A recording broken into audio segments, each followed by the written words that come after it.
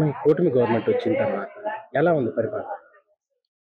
ముఖ్యంగా as a women గా చెప్పాలంటే కూటమి ప్రభుత్వం వచ్చినాక ప్రతి మహిళ కూడా చాలా సంతోషంగా ఉందండి.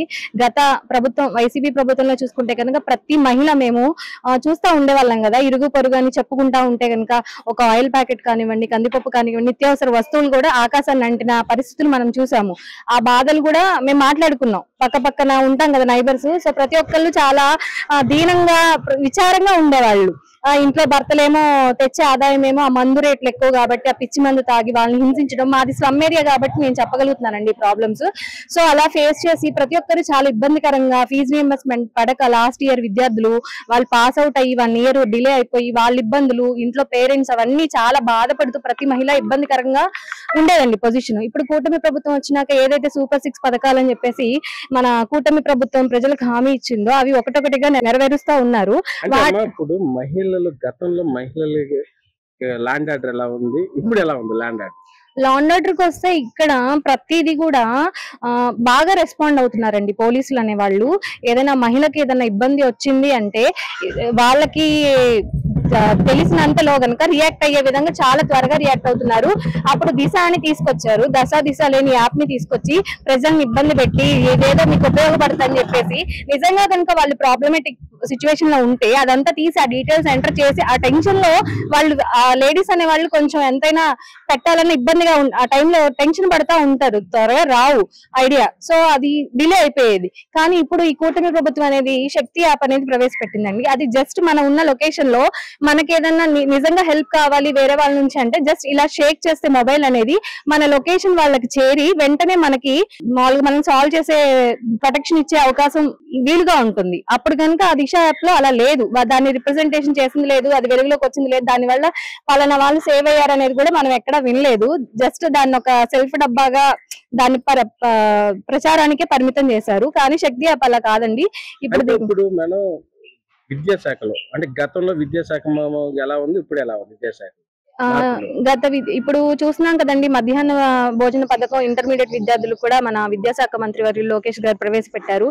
వాళ్ళకి అలాగే వచ్చిన తర్వాత స్కూల్స్ యూనిఫామ్స్, పిల్లలకైతే కొత్త యూనిఫామ్ కూడా చేంజ్ అయిపోతున్నారు, దాన్ని కూడా చూపించారు. షూస్, బ్యాగ్స్, బుక్స్, అలాగే 10th క్లాస్ వాళ్ళకి కూడా బుక్స్ ఇవ్వటం ఇవన్నీ చూస్తూనే ఉన్నాము. చాలా త్వరగా విద్యాశాఖకు సంబంధించిన ఎటువంటి కూడా డిలే చేయకుండా లోకేష్ గారు చాలా ముందుగా చాలా ఫాస్ట్ గా ఉన్నారు. విద్యార్థులందరికీ మంచిగా విద్యను అందించారు.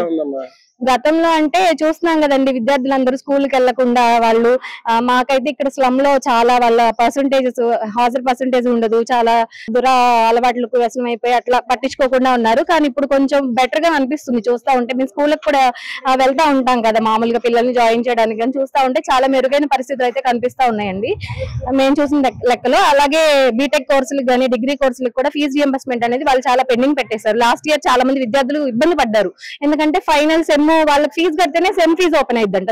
గవర్నమెంట్ వచ్చిన తర్వాత ఎలా ఉంది పరిపాలన? ఎలా ఉంది పరిపాలన? దాని గురించి ఇక మనం చెప్పుకోవటానికి చాలదు. ఎందుకంటే కూటమి ప్రభుత్వం వచ్చాక పోలీసులు వ్యవస్థ గాని ప్రభుత్వం గాని అన్ని విధాలుగా కూడా అసలు ఇంకా చెప్పుకోవడానికంటే ఇక తిరుగులేని ప్రభుత్వం అనేది అనిపిస్తుంది. గతంలో ల్యాండ్ ఆర్డర్ ఎలా ఉంది, ఇప్పుడు ఎలా ఉంది ల్యాండ్ ఆర్డర్? అసలు గతంలో ఎక్కడుంది ల్యాండ్ ఆర్డర్ అని నేను చెప్పేసి అన్నాడు, కానీ ఏనాడన్నా మామూలుగా ప్రజలు అంత అరాస్కాలు జరుగుతుంటే ఏనాడన్నా పట్టించుకున్నాడా? వాళ్ళ ప్రభుత్వం వాళ్ళ నాయకుల గురించి వాళ్ళ గురించే చెప్పుకున్నాడు, కానీ ల్యాండ్ ఆర్డర్ ఎక్కడుంది? ఆ సుధాకర్ అనే వ్యక్తిని మెంటల్ గా చేసేసి నడి రోడ్డు మీద విశాఖలో నడి రోడ్డు మీద చేశారు. అదేనా ల్యాండ్ ఆర్డర్ అంటే? అదేనా జగన్మోహన్ రెడ్డి పరిపాలన అంటే? అదే చంద్రబాబు నాయుడు పరిపాలన అంటే? ఇది సూపర్ గా ఉంది, సూపర్ 6 అని పెట్టాడు కదా చంద్రబాబు నాయుడు, సూపర్ గా ఉంది. అంటే ఇప్పుడు మహిళల రక్షణ కోసం ఈ గవర్నమెంట్ యాప్ ఒకటి తీసుకొచ్చింది, శక్తి యాప్, అది ఎలా ఉందమ్మా? అది చాలా సూపర్ గా ఉందయ్యా, చాలా సూపర్ గా ఉందంటే సూపర్ అంటే సూపర్ ఉంది. ఎందుకంటే ఇదివరకు గత ప్రభుత్వం గత సీఎం మామూలుగా నేను ప్రజల్లో ఉన్నాను ప్రజలు అని అన్నాడు, కానీ అప్పటికి ఇప్పటికి ఇప్పుడు ప్రజలు మొన్న అక్కడ జరిగిన అది గన్నవరంలో జరిగింది, అది ఉండబట్టే అమ్మాయి బయటకు వచ్చింది, లేకపోతే అసలు బయటకు వచ్చేది కాదు. ఆ పాప బయటకు వచ్చిందంటే దాని వల్లే వచ్చింది పాప. ఆ యాప్ ద్వారాగానే పాప బయటకు వచ్చింది. అంటే సార్ ఇప్పుడు తీసుకొచ్చిన యాప్ ఎలా ఉపయోగపడిద్దా అంటారా? ఉపయోగపడుద్ది. అంటే వైసీపీ అంటున్నారు ఇది ఏదో మామూలు యాప్ ఏదో తీసుకొచ్చారు అది ఇదని ఆడు ఇంకెందుకు గాని వాడికి ఇంకా బూతులు వస్తున్నాయి. జగన్మోహన్ రెడ్డికి ఆ పేడెం కుక్కలకి వాళ్ళకి ఏం మాట్లాడాలో ఏం చేయాలో కూడా తెలియక వాళ్ళు అంటే వాళ్ళ పిచ్చి కుక్కలు ఎలా అంటే అలా మాట్లాడుతున్నారు. ప్రతిపక్షం అంటే ప్రజలు నీకు 2 నామాలు చూపించారు కదా, 11 సీట్లతో నీకు పక్కన కూర్చోరా బాబు అని చెప్పారు. ఇంకా నువ్వు ఎలాగా మాట్లాడుతుంటే ఎలా మాట్లాడుతున్నావు అసలు? నీకు అంటే మతిపోయి మాట్లాడుతున్నారు. అంటే రాష్ట్రంలో కక్ష సాధింపులు చర్యలు చేస్తున్నారు, రెడ్ బుక్ పరిపాలన సాగుతుంది అది ఇదని మాట్లాడుతున్నారు వైసీపీ వాళ్ళు. నీ గురించే రెడ్ బుక్ పెట్టింది. ఇప్పుడు లోకేష్ బాబు పాదయాత్రలో నీకేమి, నువ్వు పాదయాత్ర చేస్తుంటే ఆ రోజు చంద్రబాబు నాయుడు అడ్డుకోలేదే, నువ్వెందుకు అడ్డుకున్నావు? లోకేష్ బాబు పాదయాత్ర చేస్తుంటే నువ్వు మైకులు తీసుకొని పగల కొట్టేయటం, మామూలుగా రాళ్ళు తీసుకొని కొట్టేసి ఎంతమందిని నువ్వు పట్టణ పెట్టుకున్నావు? అది న్యాయమా నీకు? నీదే అరాస్క పాలన చంద్రబాబు నాయుడుదా? కూటమి ప్రభుత్వం ఒక ఇజనగా, ఒక పద్ధతిగా, ఒక ఇదిగా పోతుంది. నువ్వు చెప్తే జగన్మోహన్ రెడ్డి నువ్వు చెప్తే ఎలా నమ్ముతారు? ప్రజలు నమ్మాలి కదా.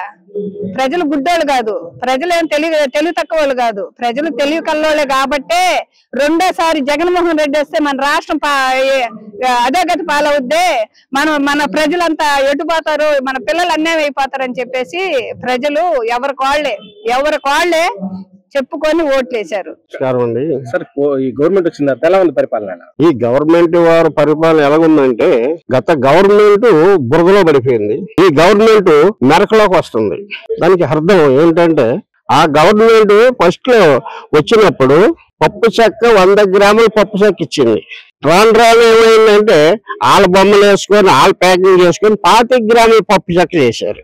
ఏమండి పిల్లలు చేస్తున్నామని చెప్పేసి పిల్లల నోటికి ఆడే మీరు కొట్టేస్తే అది ఎంతవరకు మనలో మనం మబ్బి చేసినా సూర్యభగవానుడికి అర్థం కాదు. అది అందరికీ ఒకటే, సూర్యభగవాను అందరూ ఒకటే, అన్ని జీవరాశులు సూర్యభగవానుడు ఒకటే. ఆయన చూస్తున్నాడు, అరే నీ పని నువ్వు చేస్తున్నావు, నా పని నేను చూస్తా నీకు ఆయన చూస్తున్నాడు. అలాగే ఏంటంటే భగవంతుడు నచ్చల ఈ పరిపాలన, భగవంతుడు మెచ్చుకోవాలి ఈ పరిపాలన. అందుకే టపామని మీరు సెలవు తీసుకెళ్ళి సెలవు ఇచ్చేశారు. ఈ కూటమి పరిపాలన వారికి ఇచ్చారు. ఈ కూటమిలో పేరు చెప్పకూడదు కానీ ఒక దేవుడు వచ్చి ఉన్నాడు. ఈ రాజకీయ నాయకుల్లో కల్లా ఒకే ఒక దేవుడు వచ్చాడు నాటికి, నా అనుభవంలో తెలిసినాక. అంటే వైసీపీ అంటున్నారు ఇచ్చిన హామీలు ఇంకా అమలు చేయలేదు, ఈ గవర్నమెంట్ అప్పుల పాలు చేస్తుంది, అది రాష్ట్రాన్ని అది ఇదని మాట్లాడుతున్నారు. అది వాళ్ళంతా వాళ్ళు గోతులు తీసుకుంటే మాట్లాడి చేసే వాళ్ళకి బాబు వాళ్ళ కాదు ఇలా చేయాలి అని అంటే ప్రధానం చేస్తే ఇంకో 4 పనులు చేయాలనిపిస్తుంది. ఏం నువ్వు చేసే పని అంటే ఎటువంటి వాళ్ళైనా సరే దాన్ని అంగీకరించరు. ఏంటి మీరేంటి, మీ మనస్తత్వం ఏంటి, మీ పని ఏంటి? నేను చక్కగా నా పని నేను చేస్తున్నాను, చేసేవాడిని మీరు చెడగొడితే ఇంకెలా చేస్తారు? అదొక్కటి ఆలోచించుకోవాలి. ఎవరైనా పిల్ల పాపలు కొనుక్కునే వాళ్ళే. తెలుగుదేశం గవర్నమెంట్ లో అందరు కూడా ముందు స్వేచ్ఛగా ఉన్నారండి, భావ వ్యక్తీకరణ అనేది కూడా ఉంది. ఏదైనా సరే మొన్న కోసం విద్యార్థులందరూ కూడాను గ్రూప్ 1 కోసం రోడ్డెక్కి వీళ్ళందరూ కూడా మాట్లాడగలిగారంటే స్వేచ్ఛ ఉంది. గతంలో టీచర్స్ చూశారు కదా, వాళ్ళందరినీ దొంగ వేషాలు మారు వేషాల్లో వచ్చి ధర్నా చేయగలిగారు. వాళ్ళందరినీ ఎక్కడికక్కడ అంగన్వాడీలను కానీ ప్రతి ఒక్కరిని కూడా కట్టడి చేసేసి ఒక నిర్బంధించి మాట్లాడే స్వేచ్ఛ కూడా లేకుండా భయభ్రాంతులకు గురై బ్రతికేవాళ్ళం. ఇప్పుడు ప్రజలందరూ కూడా స్వేచ్ఛగా ఉన్నాం. కాకపోతే ప్రభుత్వం ఏంటంటే గతంలో చేసిన అప్పుల వల్ల కొంచెం ఇబ్బంది పడుతున్న మాట వాస్తవం. ఏంటి ధరలు కానీ ఏమైనా కూడా క్రమంగా ఉన్నాయి, పెరగల. అంటే గత ప్రభుత్వంలో పెరిగిన ధరలు అలాగే స్థిరంగా ఉన్నాయి. ఇంకా కూడా మేము తగ్గుతాయి ఈ ప్రభుత్వంలో, ఈ గవర్నమెంట్ లో పేద వర్గాలకి మధ్యతరగతి వాళ్ళకి కొంచెం ఊపిరి వస్తుంది అని చెప్పేసి మేము అందరం కూడా ఆశిస్తున్నాం. గతానికి పోలిస్తే ఇప్పటికి నిత్యావసర ధరలు ఎలా ఉన్నాయి? గతంలో చూసారు కదండి, ఒక్కొక్కటి కూడా ప్రతి వస్తువు కూడా 3 రెట్లు పెరిగింది. ₹1 అన్నది 3 రూపాయలు అయింది. ఇప్పుడు అదే 3 రూపాయలు స్థిరంగా ఉంది. మేము అనుకుంటాం ఇంకా రాబోయే రోజుల్లో తగ్గుతాయి. దానికి ఉదాహరణ వచ్చేసి మన కరెంటు ఛార్జీలు ట్రూ అప్ నుంచి ట్రూ డౌన్ కి వచ్చాయి. అంటే కరెంటు ఛార్జీలు పెరగవు అనేది హామీ ఇచ్చారు మా మధ్యతరగతి ప్రజలకి. ఈ ఎండాకాలం అదొక చల్లని కబురు అన్నమాట. అదనమాట.